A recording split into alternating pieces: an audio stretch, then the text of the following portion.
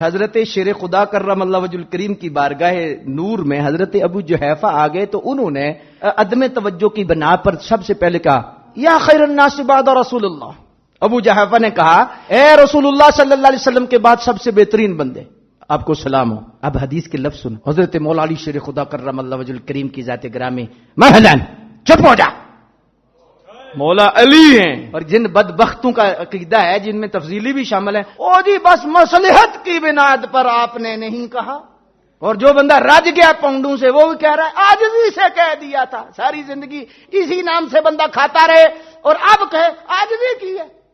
حضرت شیر خدا کرم اللہ وجہ الکریم نے جواب دیا مہلن چپ کر یا ابا جحیفہ الا اخبرک بخیر الناس بعد رسول اللہ صلی اللہ علیہ وسلم. اے ابو جحیفہ میں تجھے خبر دوں کہ رسول اللہ صلی اللہ علیہ وسلم کے بعد اس امت میں افضل کون ہے؟ قال ابو بکر و عمر.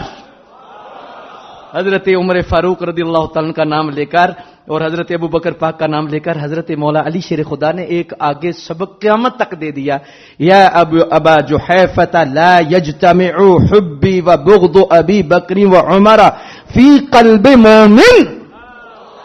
اے ابو جحیفہ ایک مومن بندے کے دل میں علی کی محبت اور عمر کا بغض اور ابو بکر کا بغض جمع نہیں ہو سکتے.